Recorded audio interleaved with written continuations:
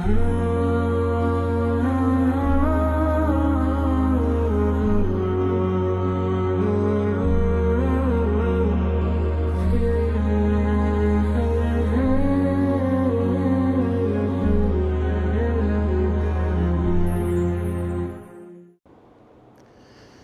الله الرحمن الرحيم. الحمد لله رب العالمين، والصلاة والسلام على أشرف خير خلقه محمد وعلى آله وأصحابه أجمعين. بريزان خوشويستان لزنجيري يازدهمين لا هاوسريتي هنگاو لخزمت ايوي بريزبي سبارد بابتي زور گرنگ يچيك لهنگاوكان يچي لو هنگاوانا اويش ويني خيزانتي نموني واتا تور ايما هول بدي خيزانتي نموني بنياد بدي بلام هوي يعني لبرتساو قرتني سنمونيك مان لبرتساو بي وكو او نمونانا بزاني كو او هاوسرانا توانيان قرباني بدن توانيان خوشتبي جيان بصر ببن توانيان او بري عبادتي خواي قورا بكن او بري جياني خوش بصر ببن لتسوارتي خيزانتي نموني زوزر قرن يجي لو نمونا خيزانا نمونا يعني كإيمال قرآني بيروس خواي قورا باسي كرديا هاوسر جيريو هاوسر جيري كردني موسى بيغمبرا عليه السلام لقر خيزانا كي خوي كاتي كوا موسى بيغمبر بترسولر زوا دواي اوي كوا امر قبضي لو دردتي للايان فرعون لو يرادك لمصر برو مدين دتي كدقات مدين شوينك زور دا ترسي نكو لوين درس سعودي بكري بويا وتولى الى الظل دا سجير سيبري دارك لا سيبرك لدود خلشي لدوري خلكوا اسرعتك دكا تازه داخلي او شاري بوا نازالي شويني نشتزيبو خوشي استنبوا فندق بي بويا قال ربي اني لما انزلت الي من خير فقير قال ربي اي پروردی قارا اني من وكو بنديتي محتاج بتو اني لما انزلت الي بو اوي بهوي اوي كلو شاري كواب من تيدا نشتجيبو كم من تقيان دا او شارع بويستو ارادي خوت من خير فقير لمالو لدارايو لهمو بيويستيشيان محتاجم بيويستم فقير نيتم هشتكم نية نخيزان نمال نشويني حوانوا يا إلهي يا ربي او خوم تسليمي توكت بلا موسى بيغمبر عليه السلام كسقني لي بال داتوا بالتواو او الدعاء مكردو ادقوا يقولنا لقد دعايك حولو كوشش دكا همتي مردانا دنويتر بويا كاتي خلقك دي او ديري اجل كان يندكن لو رادت لو شوين الدورة وتمشادك دو افرت لدورة راوستاون مركاني خوان لو يقدين نوا حتى تيكلي مري خلق نبي او افرتان الزور بشرمو بحيان لدوري خلقن تيكلي خلق نابن مركاني خوان قلدة دنوا تيكلي يعني كوملي دكن لو تيكلي اولا نبن لويا تسير دكا تمشى دكا او خلق او ديري هم اجل كان عندك خلشي او مدينه دواي او كدرون بيدك بدي ديال بدك زور قوريا هندا خلقتي ناهموارو هندا خلقتي بوجدانو نامردن وانا كسري بيدك بوالاي بدي بيلو او دو افرت زجيا بيا بس وجدانيا بتزولي بري اوانا افرتن برد قورا كجدا صبيرا كي دادرينوا إن دادرون بويا موسى بيغمبر عليه السلام غيرتي قبولناك يا كسو دستكنيا قال ما خطبكما او ايوه تسيدك النيوه كلمه خطب لزماني عربي واتكاري جرنجي ايوه تي ليرا بوتي هاتون انجا او دو افت باسي حالي خويا عندك بردكيان لبولاد او ديري مركاني عندك موسى بيغمبر عليه السلام تيكلي خيزانك دبي خواي يقول درو خيري ليدا كاتوا بوي او بياوتي ومرداتي كوا دينويني لقى او دو افرتا او دو افتا كباسي موسى بيغمبر دكان موسى بيغمبر عليه السلام شعيبي باوتي او دكتا بدواي موسى بيغمبر دنيرت اینجا کە دەینێری موسا پێغەمبەر کەسێک نییە بڕێ وەڵا خوا دای تەواو بە کەیفی خۆم مەجالە ئەو دوو کتەوا بەخۆی هاتە دوو من دیارە کەسێکی خراپە سووکە حاشاکی وان نا زۆر مەردە پێی دەڵێ لە پێشم بڕۆ چکە دروست نییە ئەمن لە پێشی ئێوە دەڕۆم ئێوە لە دواوەی من بڕۆن با نەزەرم لێتان نەبیتن تووشی نەزەر نەبم بۆیە بەڵام ئەگەر ڕێیەکەشم غەڵەت کرد بەردەگلو ئەو لە ئەولا بێتە ئاڕاستەی ماڵی ئێوە ببینمەوە ئەوەیە خێزانداریەک دروست دەبی لە نێوان دوو بنە ماڵی زۆر گرنگ شوعیب کە ئەو شوعیب بەتەوان شوعیب پێغەمبەر نییە لەسەر ڕای هەندێک هەر شوعیب بێشتر بووە بەڵام پیاوەکی زۆر گەورە بووە کە خوای گەورە لە قورئان ناوی دەینتر ئەو ئافرەتانە ئافرەتانێک بوون وجاءت إحداهما على استحياء یەکێک لە کچەکان دێ بە ئەو پەڕی شەر بشکۆوە کە ئەنەه حەیا فەرش کرایە ڕاخراوە ئەو لەسەری دەڕوا هەندە بە حەیا و بە حوشمەتە ئەوەیە خێزانێک پێک دەینی ئەو موسا پێغەمبەرە 8 ساڵ یان 10 ساڵ شوانکارەی ماڵی خەزورانی دەکا بەبێ ئەوی ڕۆژێک چێشک پەیدابی نە ئەو پەڕی ڕێز و احترام لە بینی ئەو زاو خەزورە هەیە اینجا موسا پێغەمبەر دەگەڕێتەوە مەسڕ کاتێک دەگەڕێتەوە شوعیب ناڵێ نابی کچەکەم لێرە ببەی ئەوەیە لێک تێگەیشتن ئەوەیە کە ئینسان بەڕاستی لە بۆ خوای خۆی یەکلا بکاتەوە لێیە دێتەوە لەو هەموو سەحرای سینا لە توور ئەو هەموو ناخۆشەی بەسەدادێ لەگەڵ خێزانەکەی تەحمل دەکە خێزانەکەی ئافرەتی دیندار پەیامدار خواناس تەحملی هەموو ناخۆشێکی پیاوەکەی خۆی دەکا بۆیە اینجا موسا پێغەمبەر ئەو هەموو ناخۆشی لەگەر فیرعەون ڕاوەدوونان دەربەدەری لەگەر بەنی ئیسرائیل ئەو خێزانەشی خۆ لەگەری بووە تەحملی کردیە ئەوەیە بەڕاستی خێزانی نمونەی خێزانشتر لەو خێزانانەی کەوا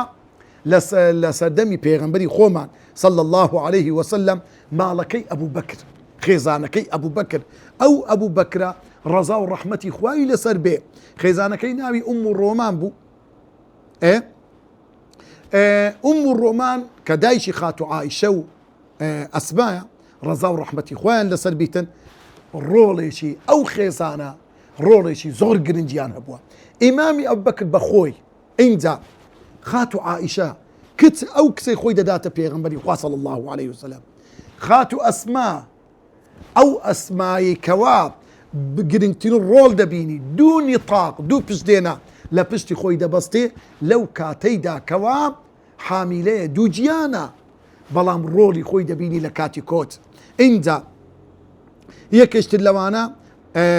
عەبدوڵڵای کوڕی ئیمامی ئەبوبەکر ڕەزا و ڕەحمەتی خوای لەسەر بێ لەگەر عامری کوڕی فەهیرە کەوا شوانەکەی ماڵی ئیمامی بەکر حتا شوانەکەشیان وا پەروەردە کردیا کەسێکی هەڵبژاردووە کەوا بتانن ڕۆڵێکی گرنگ ببینن لە خزمەتکردنی دین ئەوانە بەڕاستی ئەو بنە ماڵن کەوا خوای گەورە سوبحانەه وتەعالا زۆر بە گرنگ ڕۆڵی ئیمامی ئەبوبەکر ڕەزا و ڕەحمەتی خوای گەورەی لەسەر باز دەکاتن ئەوە خێزانی نمونەییە ئینسان بتانی خێزانێک پەروەردە بکە پەیامدارانە بژی پەیامدار بن بزانن بەرەو چه ئاڕاستەیەک دەڕۆن بزان پەروەردەی منداڵەکەی کووە ئەوە بەڕاستی زۆر گرنگە یەکێشتر لەو نمونانەی عەرزی زەنابتان بکەم باس بکەم لەو ماڵە نمونەیانە ئەبوو ئەعلای مەودودی کابراکی پاکستانیە طبعا کابر ئەو زانا بەڕێزە یەکێکە لەوەی کەوا چەندین کتێبی دانایە کەسێک بووە دەتوانین بڵێن سەرمەشقی بانخوازان بووە لە وڵاتی پاکستان یەکێک بووە دەعوە و بانگەوازی و سەحوەی ئیسلامی لە پاکستان سەر لە نوێ بوژاندەوە و ئەو کەسە توانی ببێتە ڕێبەرێک لە بۆ تێگەڕای خەڵک خاوەنی جوانترین ڕێباز و ڕێگە بووە ئەو ئەبوو ئەعلای مەودودی دەڵێن لە ناو خانیەکی زۆر سادە و ساکارانە دەژیا خانووەکەی بریتی بوو لە دوو غورفە لەگە دیوەخانەکەی پێشەوە بۆ خۆی هەمیشە و بەردەوام پێشوازی میوانانی لێ دەکرد و دەرسوانەی تێدا دەوتەوە دوو غورفەکەی پشتەوە یەکێکیان تایبەت بوو بە خێزانەکەی دەرسی بە ئافرەتان دەگۆ یەکێکیش تایبەت بوو بە کچەکەی سبحان الله یعنی ئەو عائیلێ بە کاملی لە خزمەتی دەعوە و بانگەوازیدا بوو حتى دەن ڕۆژێکیان ئەمنی پاکستانی دێن ئەبوو ئاعلای مەودودی دەیبەن سزی دەکەن طبعاً لەو کاتەدا کە دەیبەن دەڵێ خێزانەکەی سەیری ئەبوو ئاعلای مەودودی ناکە لەبەر چاوی ئەو کچە و دایکەکەی دەیبەن پشتی خۆی کە ئەبوو ئاعلای سواری سەیارەکە دەکەن و دەیبەن ئەویش پشتی خۆی وەردەجێ و ڕازدێتەوە ناو ماڵێ کچەکەی دەڵێ دایە قەت ئەتو ئۆندا بێسۆز و دڕق نەبووی تەمەشای ناوچاوی بابیشت من نەکرد گوتی ڕۆڵە گیان بۆیە وام کرد وەکو ئیبراهیم پێغەمبەر سەڵات و سلامی خوای لەسەر بێ کاتێک خات و هاجرەی بەجی هێژ لە مەککە خات و هاجرە گوتی ئەی ئیبراهیم لەو شوێنە بەجیمان دێڵی وەڵامی نەداوە جاری دووەم پرسیاری کرد وەڵامی داوە جاری سێم فەرمووی الله ئەمەڕەکە بهذا ئەی ئیبراهیم خوا ئەمری پێکردی ئێمە لەو شوێنە دێم و جێم و بوشک و برینگە بەجیبێری قالە ئەجەل بەڵێ وتی بەڵێ خوا ئەمری پێکردیما قالت ئەو ئافرەتە هاجرە فەرمووی إذا لا يضيعنا الله کەواتە خوای گەورە بەزایعمان نادا نافەم فەوتێنی خوای گەورە فەرامۆشمان ناکە ئەوەم بیرکەوتەوە لۆیە سەیرم نەکرد تەواو خوای گەورە سوبحانە و زایعمان ناکە ئەگەر ئەبوو ئاعلا ڕۆیی خوای گەورە سوبحانەه وتەعالا بەزایعمان نادا بۆ پێکەینانی ئەو جۆرە خێزانە خێزانی نمونەیی بەڕاستی خێزانێک کەم و کوڕی لە ماڵەکەیدا نەبێتن پێویستە ڕەچاوی ئەو چەند خاڵە بکەین خاڵی یەکەم لە بۆ پێکەینانی خێزانێکی نمونەیی یەکەمین شت بناغەی ماڵەکەمان بە دامەزرێدی بناغەی هاوسەرگیری دامەزرێن لەسەر لێک تێگەیشتن و ڕێز و متمانە بەیەک بوون ئەو خاڵە زۆر میمە بڕاستی یعنی زۆر میمە ژن و پیاوە کاتێک کە هاوسەرگیری دەکەن لە هەنگاوی یەکەم لێک تێبگەن ئاڕاستەی یەکتر بزانن فکری یەکتر بخینەوە بەڕاستی ئەو خاڵە زۆر میمە ناکرێت یەک لە مەشرقی یەک لە مەغریب یەک ئاڕاستی بەلایەک بێ ئەویشتر ڕاستی بەلایشتر بێ زۆر هەڵەیە زۆر غەڵەتە لۆیە دەبی بەڕاستی پیاو ئەو ئافرەتە هەڵبژێری کە بەڕاستی فکر و بیر و بۆچون و عەقیدە و بیر و باوەڕ لەگەڵەوی یەک بگرتەوە نەک دژ بە یەکتر بن معقول نییە گەندێکی ڕیژداری خواناسی دینداری ئیمانداری پەیامدار ئافرەتێک بینی ئافرەتەکە جلوبەرجی شەرعی نەبیت و ڕێک و پێک نەبیتن ئافرەتێک بینی مکیاجی بکە وەڵا کاکە من هیدایەتی دەم لۆ هیدایەت بەدەستووە ئەسڵەن هیدایەت لە دەست پێغەمبەری خواش نەبووە صلى الله عليه وسلم إنك لا تهدي من أحببت ولكن الله يهدي من يشاء هدايتي توفيق بدەست خوایە ئێرشاد لەسەر ئێمەیە ئێگە کابرە بەجێ کەس نەکرد ئەو ئەبوو تاڵب بەجێ پێغەمبەری نەکرد لۆ ئیبرای بەڕێزم وەکو بەنی ئیسرائیل مەکە خوای گەورە من و سەلوای دانێ داوای چیان کرد قالوا يا موسى ادع لنا ربك قالوا يا موسى لن نصبر على طعام واحد فادع لنا ربك مما يخرج لنا مما تنبت الأرض من بقلها وقثائها وفوبها وعدسها وبصلها داوای نیسک و سیر و پیازیان کرد عند خواهی گوره فرمویم أتستبدلون الذي هو أدنى بالذي هو خير كلانگو تنبي عقل سنة تيجيشتن أوش تتساكانه دا قورنوا منو سلوا بشتاني چي زوزر كمتر و خرابتر آخر إنساني مسلمان والله أو رلوه وما اللي هاتيا چونك وكو بني إسرائيل بالي هاتيا آفرتي دينداري خواناسي أو بريلوت كي تقوى نايهيني دتي آفرتك ديديتن بجري هوا و آرزوي خوي عند آخري پەنجەی پەشیمانی دەگەزی یان ئافرەتە کوڕی زۆر چاکەیە بە دوای حەز و ئارەزوی خۆی دەگەڕێ غەڵەتە برای خوشتی بەڕێزم لۆی خاڵێشتر لەو بەنەمایانەی پێکهێنانی خێزانی نمونەیی لە سەرەتای هاوسەریدا بەڵێنمان بەیەکدا یەکتری نەڕێنجین دڵی یەکتر نەشێنین یەکتریش خەفەتبار نەکەین لۆیە ئەو خاڵە زۆر بهیبە یعنی لە سەرەتای هاوسەرگیری با بەڵێنە کەبی لە بینی هاوسەران بە چۆن کەوا بەڵێن بدەن بە یەکتری خێزانێکی نمونەیی بن لە چی لەوەی قسەی خۆش لەگە یەکتر بکەن پەیامدارانە بژین واللهی ئەگەر کەسێک بزانی پەیامێکی هەیە ئەو لەسەری دەڕوا کەوا ڕەزامەندی خوا و جێبەجێکردنی سنەتی پێغەمبەرە صلى الله عليه وسلم تووشی هیچ گرفت و کێشەیەک نابن.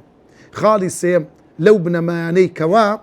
خێزانی نمونەی کاتێک یەکێمان تووڕە دەبی ئەوی تر بەرامبەری نەوەستێتەوە. خاڵیشتر هەر ڕەخنەیەکمان لەلایەن دەوروبەر یان بنەماڵەکانمانەوە لێ بگیرێت یاخود قسەیەک بێتە سەرمان ڕەخنە لە یەک ناگرین و نایکەینە ئەستۆی یەکتر. یعنی کاتێک کە ڕەخنە دەگیرێت لەلایەک کاکە تو شەڕی خەڵکی لۆ دەکەی خۆت. لۆیە ئەو خاڵێکی زۆر میمە. یەکێشتر خاڵی پێنجەم لەو خاڵنا لەگەڵ خێزانەکەماندا هەرگی بە چاوی منداڵەکاندا لە بەرچاوی منداڵەکان قسەی ڕق و دڵشێن یان هەڵوێستێکی بە جۆرێک نامۆ نانوێنین کە ببێتە مای ئەوەی سوکایەتی لە بۆ خێزانەکەت. لۆیە زۆر میهمە پیاو لە بەرچاوی منداڵەکان شەڕ و ئاژا و گرفت نەکات. لۆیە ئەو خاڵێک کە خۆخای گەورە لە قورئانی پیرۆز تیشی خستە سەر غورفەی دایک و باوکە. غورفەی دایک و باوک بەڕێزان و خۆشەویستان وەکو ژووری عملیاتە، وەکو ژوورێکی خاصە، ئیلا مەبەست سەرجەییکردن نییە، چارەسەرکردنی گرفتەکان، دانیشتن لەگەر یەکتر بۆ ئەو بابەتەیە بەخوای. لۆیە ئەو کێشانی ئەوڕۆ هەیە ژن و پیاو کاتێک مەوعیدیانە 11 بنون 12 بنون لەو وەختی دەچن هەردووچیان ڕاست دەنون هەتا سبەینێ نابی نیو سەعات زووتر سەعاتێک زووتر بڕۆنەوێن دەرێ گفتو گوێیەک بکەن بێکەوە کورە کتابەکی بخینەوە. خاڵێکی تر لەو خاڵی هەفتەم لەگەڵ خاڵی شەشەم لەگەڵ منداڵەکانمان هەمیشە و بەرداوام دایک و باوک دەبی هاوڕێ بن. تەماشا ئیمامی بەکرکە چۆن توانی عەبدوڵڵای کوڕی ئەسمای کچی خاتو عائیشە لە هیجرەت ڕۆلی بینن لەبەرەوەی هاوڕێ بوون قەنەعەت و متمانە لە بەینیاندا بوو. خاڵی هەفتەم زوو لە ماڵ و بێکەوە کۆ بینە و دابنیشین با دەرسێکی هەفتانە هەبی لە ناو خێزانەکان. خاڵی هەشتەم هەمومان توانای دارایی ماڵەوە دەزانین لۆیە بە گوێرەی دارایی خۆمان خەرجی بکەین و مەسرف بکەین. خاڵی نۆیەم هەری یەکەمان بەرپرسیارە لە ئەرکێکی دیاری کراو. لۆیە زۆر میمە ئافرەت کاتێک کە چێژ لێ دەرێ منەت نەکە لەسەر پیاوەکە بە هەمان شێوە. خاڵی دەیەم هەموو شتێک لەبارەی ماڵ و تاکەکانی ماڵەوە ڕوون و ئاشکرایە کەس هیچ شتێک لە کەسێکی نەشارتەوە. زۆر میهمە لە نێوان ژن و پیاو لە نێوان هەموو ئەندامەکانی خێزان ڕوون و ئاشکرایی هەبیتن شت لێکتن نەشاردنەوە. لۆیە بەڕاستی ئەو خاڵە گەورەترین گرفت دروست دەکات. زۆر جاری وایە کچێکە نوکە جەڕەسەکی لێ دێ لۆ دێتن یان کوڕەکە بە غەڵەتێک داچووە ئەو ڕووی نییە بسی لەگە داک و بابی دابدیشی ئەو دەرفەتەی لە بۆ نەڕەخسایە ئەوە بەڕاستی تووشی کارەسات دەبیتن ڕوو لە خەڵکانی کە دەکات. خاڵی نوێم هاوسێتی خێزانی باشمان هەڵبژارد و هاوکاری یەکتری دەکەیت. خاڵیشتر لە ماڵەوە بەرنامەی کتێب خوێندنەوەمان دەبی وەکو تازە با ئاماژەم پێی کرد. خاڵی چیتر بە یەکەوە دەچینە گەشت و سەیران و ئەو گەشت و سەیرانە وەکو دەرفەتێک دەقۆزینەوە لە بۆ هەندێک شتی خۆشی لە بۆ هەندێک دەرفەتی پرسیار و وەڵام و ئەو بابەتانێکەوە بەڕووی یەکتر ببیتەوە. لۆیە دوو هۆکاری سەرەکی هەیە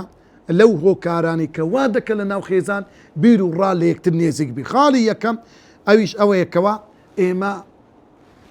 پەروەردەی ماڵ و منداڵەکەمان بکەین خێزان هەڵبژێرین لەسەر بنەمای خواناسی. ئەو خاڵە زۆر میهمە. لۆیە پێغەمبەری خوا صلی الله علیه وسلم دەفەرمێ کاتێک کە ئافرەت دەینی فەظفەر بذاتی الدین. پێغەمبەری خوا دەفەرمێ کاتێک کچەکەت ئەی ئافرەت کە شوو بە کوڕەکی دەکەی پێغەمبەری خوا دەفەرموێ بە خاوەن دین بی. دین بنەمای سەرەکی پێکەینانی ئەو خێزانە بی کە خێزانێکی نمونەیە. خاڵی دووەم بنەمای دووەم بۆ ئۆیلانەیەکی باش بنیاد بنین وەک قوتابیەک زۆر کتێب و سەرچاوەکان بخینینەوە و هەوڵ و کۆشی زۆر بدەین بۆی کە بتانین باشترین خێزان پێک بینین پرس و ڕا بکەین ئافرەتی چاک هەڵبژێرین ئیستیخارە بکەین پرس بەخوای گەورە بکەین و ئیستیشارە بە دەوروبەری خۆمان بکەین جێ لە گەورەکان ڕابگرین. ئەوە هۆکارێکە لەوەی کەوا ئینسان بتوانین خێزانێکی نمونەیی پێک بێت و بەختەوەری دنیا و قیامەت بن. وصلى الله وسلم على سيدنا محمد وعلى آله وصحبه أجمعين. you.